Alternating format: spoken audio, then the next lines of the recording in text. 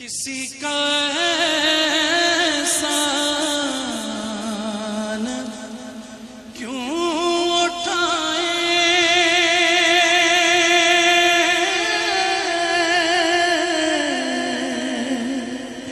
کسی کو حالات کیوں بتائیں۔ بسم اللہ الرحمن الرحیم۔ السلام علیکم ورحمۃ اللہ وبرکاتہ۔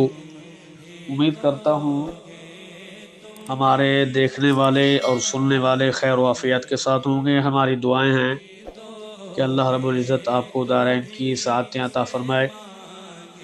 2 دن سے طبیعت کی ناسازی کی وجہ سے ویڈیوز آپ کے گوش و گزار نہیں کر سکے، تو ہمارے دیکھنے والے سننے والے ہمارے ساتھ تعاون کرنے والے اللہ رب العزت آپ کو دارین کی سعادتیں عطا فرمائے۔ معذرت قبول کیجئے گا، اور اگلی ویڈیو کے لیے ہم آپ کی بارگاہ میں حاضر ہوئے ہیں۔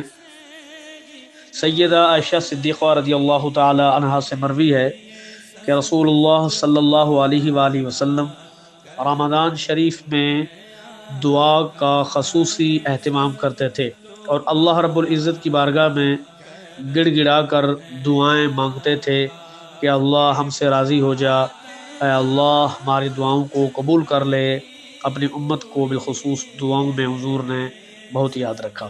میری بھی آپ سے اپیل ہے کہ آپ اپنے آپ کو بھی دعاؤں میں یاد رکھیں، ہمیں بھی دعاؤں میں یاد رکھیں، اور اپنے گھر والوں کو، اپنے مرنے والوں کو بھی اپنی نیک تمناؤں میں دعاؤں میں یاد رکھیں، تاکہ اللہ رب العزت کسی کی دعا کے صدقہ سے ہماری بھی بخشش و مغفرت فرمائے۔